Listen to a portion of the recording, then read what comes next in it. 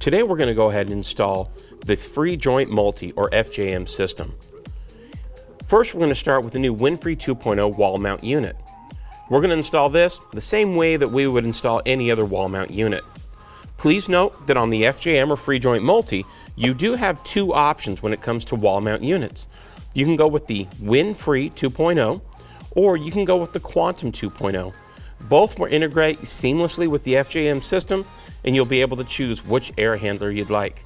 We've already installed the wall bracket, so let's go ahead and set the indoor unit on the wall bracket.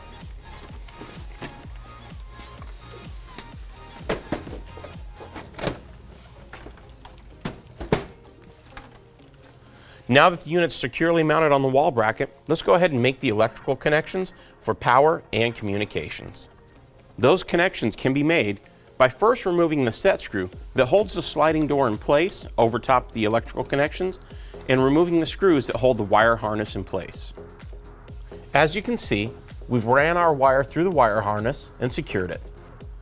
We've taken the ground wire from our high voltage and connected it to the ground screw on the terminal box. And then L1 and L2, the red and black wires, are connected here. And that's for our high voltage power, which is being delivered from the outdoor unit. And then right next to that, we have our F1 and our F2 connections, which are the communication signals from the indoor unit to the outdoor unit. Now we've completed our electrical connections. We have our L1, L2 coming from the outdoor unit that we have tightened onto the terminal block, and our F1, F2 as a separate conductor and a shielded cable for F1, F2.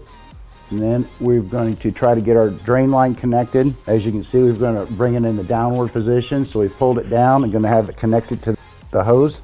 Once we get it connected all the way in, we're going to bring our hose clamp up to tighten it up. So that way we've got a secure fitting.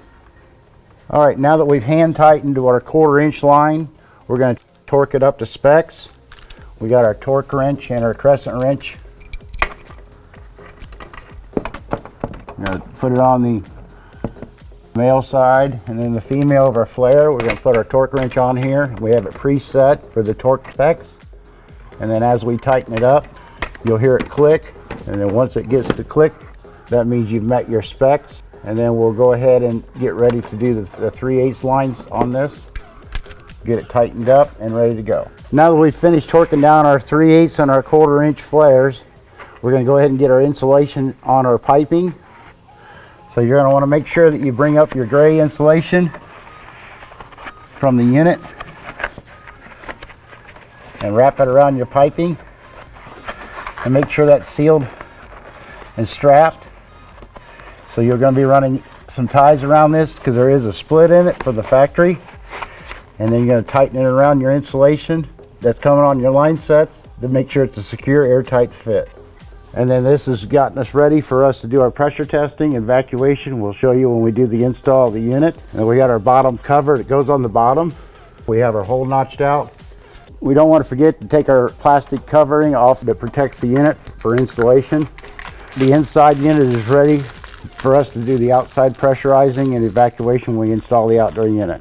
For service manuals and other documentation, please visit our website at samsunghvac.com or use our Samsung HVAC mobile app to download any technical documentation.